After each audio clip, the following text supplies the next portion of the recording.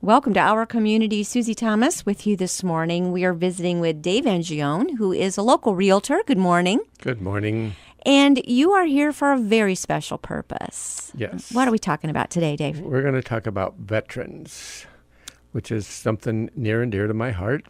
I happen to be a veteran. Thank you for your service. I would do it again. Wow. Most people that I run into that are vets will say the same thing. I would do it again. There's a certain something in the makeup of someone who serves the country that I think is different than the makeup of the rest of us. I'll put the rest of us in a great big group. What is it that was in you that made you want to serve, that you look at me and say, oh, I would go do that again? It is just that desire to serve and the love for country, and this is my country. Yes. And God has placed me here, and I'm very thankful for being here and for the freedom that we have, and yes, a desire to see that continue, and for other people to experience that same thing. Mm. As far as veterans, it's the funniest thing in the world. It's something that just, it's a thread that runs between you, and it doesn't matter whether it's Navy, Army, Marine, Coast Guard, Air Force, it doesn't matter. We joke a lot about one being better than the other, and there are different purposes for each one, yes, including difference between the Army and the Marines, and even between the Marines who have the aircrafts, right, and the Air Force. Exactly. Yes. So it's all there, but when it comes right down to it, there's never going to be one left behind. Yes. And that's, I know that's cliche, but that's the way it is. There's none left behind. And I think we believe that. And there's a brotherhood and a sisterhood that is so strong, you just can't explain it. And you've experienced something that very, very, very few people, when you still look at the number of people who serve, it's still a small club in relation to everybody who does not serve. And you all have that common experience that it would be very difficult, I'm thinking, to talk with someone who's not experienced it. Am I on the right track there? Yeah, exactly, 100%, because you can't explain it. There's no way that you can say to someone who hasn't experienced it and tell them what it's like. So my thinking is, if there is a group of people who are willing to literally put their lives on the line, and then while their families put their lives on hold and pray without ceasing while their loved one is in harm's way, that we are not done thanking them ever. Never. And it seems to me that, number one, why would they ever have to pay income tax again as long as they live? That's my personal, right, my soapbox right there. Also, we need to find them jobs as soon as they get back on home soil and help them with their housing. And that is what you are here to talk about. And another thing, too, is, it's not hard to encourage that veteran. What do you mean? It's just a smile, a thank you, a cup of coffee, just that I'm proud of you. It's so simple to appreciate them. We're not necessarily looking for you to give me a Rolls Royce, although there's this nice red Jeep over there that you could give to me if you wanted to, but just kidding, all aside. It's just a simple pat on the back, a handshake, a thank you, a smile, for crying out loud. They don't cost you anything, right, and we all just acknowledge them. Yes. That's the bottom line. Well, I think it is not hard to do. If you are in line at McDonald's and you see that the car behind you has got one of those static stickers on the windshield saying that this is someone who serves in one of the armed forces, right, any of the branches, it's pretty easy to say, oh, and put theirs on mine as well. Exactly. Very easy to do. But you're right. I tend to go out of my way when I'm at the airport thanking people, because that's where you do see a lot of people coming and going. And I do tend to go out of my way to thank them. But I feel like I'm embarrassing them because they all look at me and say the same thing, no problem. Right. They all look down and say, no problem. You say I should still do it? Yes, absolutely. 100%. And they need to say, you're welcome.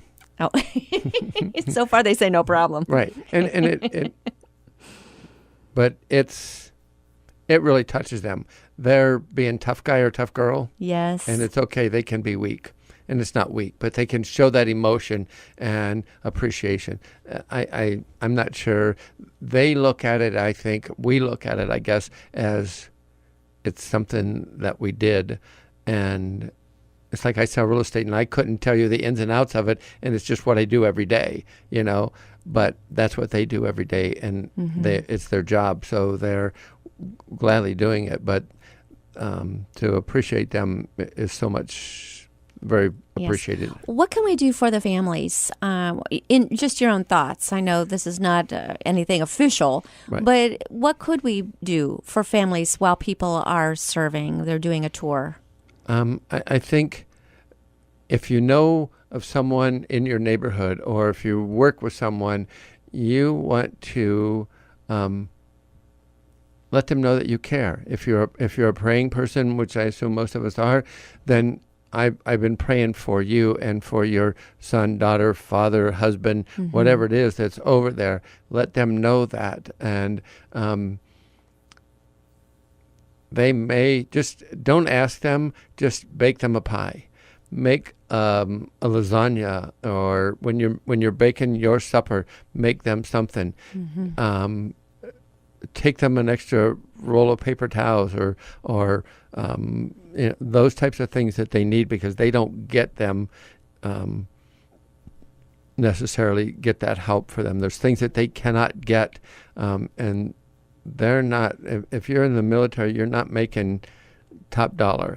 I think that's a misconception. I think a lot of people feel like, oh, okay, that's a government job, so they're well taken care of. You're saying not so. Don't assume that. Right. It's not.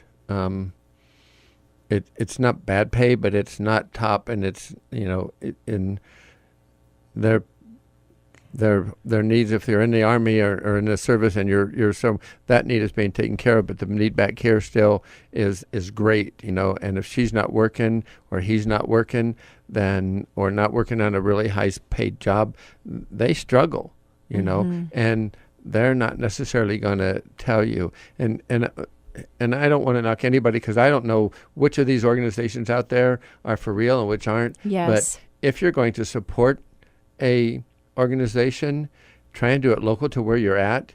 And all these nonprofits that you can find out by going online somehow. And I can't tell you how, but you can go online and find out what their top executives are being paid, and how much and that'll give you an idea of how much of that money that you're giving to them is actually going to the veteran. So in 2008, when real estate went through the bottom falling out, yes. the bubble burst. It did. Did this hurt veterans in particular, or did this just hit everybody across the board? I think like the great leveler. I think it probably hit everybody across the board. It may have hit veterans a little bit worse because of the difference in the pay thing there. So it may have, and a lot more of them may have lost their homes, because not only did the bubble burst, but there was a lot of jobs that were lost and stuff like that. So if they were in the military and their spouse was back here, they may have lost their job. So it could have really hurt them a lot. It seemed like for a while there, you just would see a lot of foreclosures. Is that still the case? Not seeing as many at this point in time. That's good news, isn't it? It is very good news. They say that it may increase again. I'm not sure why they say that. I don't know if they're just naysayers, or if they're just figuring it's going to repeat itself. Well, if I understood this right, that the reason that it happened was that so many people were buying homes without really an income to buy a home. They were not being properly qualified. And so how did that? Why and how? From your perspective and your expertise. Without getting political. Yeah, no, don't. It was the feeling that everybody deserved to have a home. Mm-hmm. And so they weren't checking on the income or the ability. All you had to do was come in and say, I'm looking at this $200,000 house. This is what I make, and I want to buy it. Well, And you okay, were let me approved. stop you right there because, maybe I would go in and say, I'm looking at this $1 million home. I want to buy it. Mm-hmm. And so that would be ridiculous for someone to say, well, sure, here you go. No, Right. but No, if you can't it afford something. It was a no-doc loan.